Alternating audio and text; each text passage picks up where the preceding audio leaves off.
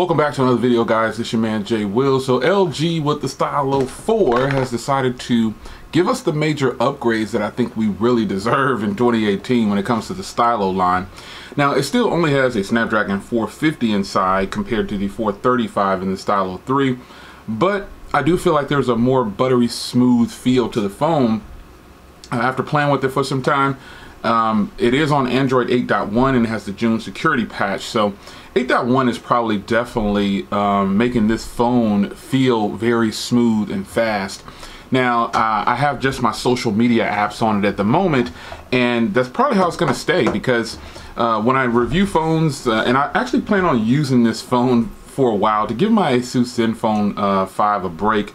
I'll compare it to the Zenfone 5. Currently I'm pushing the Note 8, but I'm going to switch over to the Stylo full time. And you know, the hardware on this thing is absolutely great, man. Now that I have it in hand, it's got like the metal chassis sides. It's actually really nice phone in hand to feel. The 6.2-inch display is 1080p, which is pretty nice.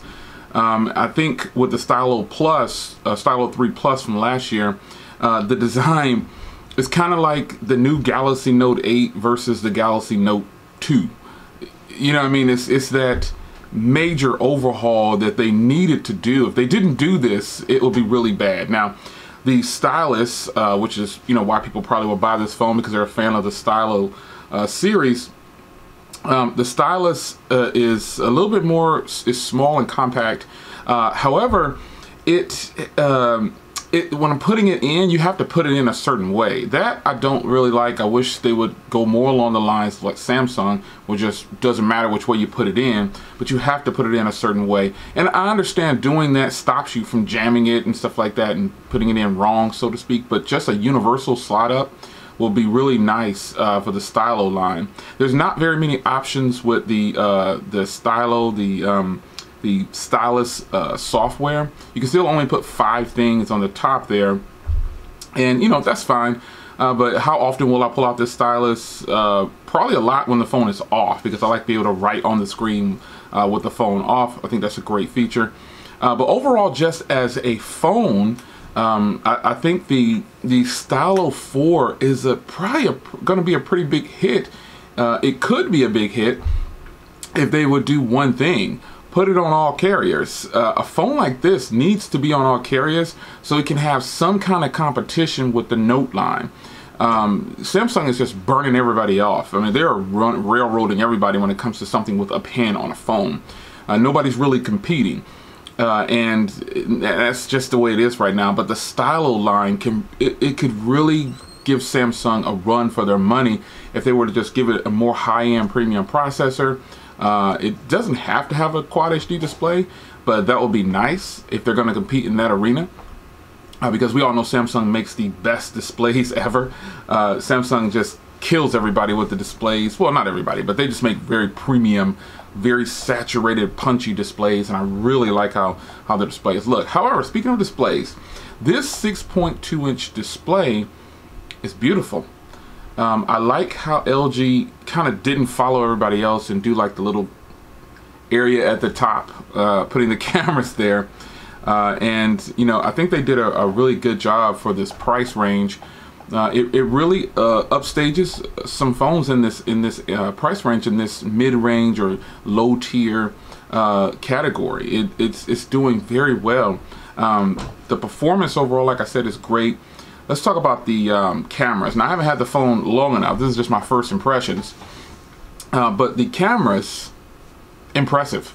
To my surprise, you know, when you compare it next to the older version of the Stylo, Samsung, LG is slowly making these increases to make things better.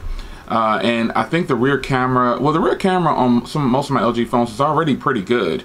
But the Stylo 4, I think you'd be impressed when you start recording with this phone, or you know, taking selfies if that's your thing, or doing front-facing video. Everything about the phone so far, I really like it.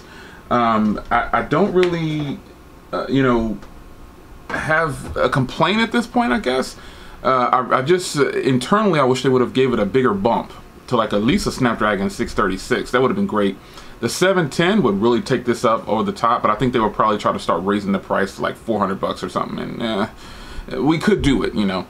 I think the cameras on this thing are going to impress you, and just the overall experience with the Stylo line now, it just seems like this major overhaul just happened, and fast forward, boom, it's like night and day from the Stylo 3. So if you have the Stylo 3, some of you guys might ask, Jay, you know, I got the Stylo 3, should I upgrade? This will probably be one of the few times that I tell you, ditch your Stylo 3 and just jump to the Stylo 4 for sure. So if on Metro, because both of mine are Metro and unlocked, but to be used. Where I'm waiting on the unlock for the Stylo 4 actually.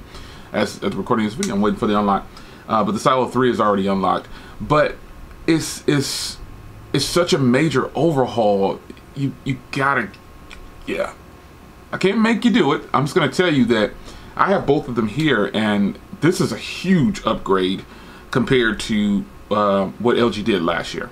So anyway, it's your man Jay Will. First impressions for the Stylo 4 coming from the Stylo 3.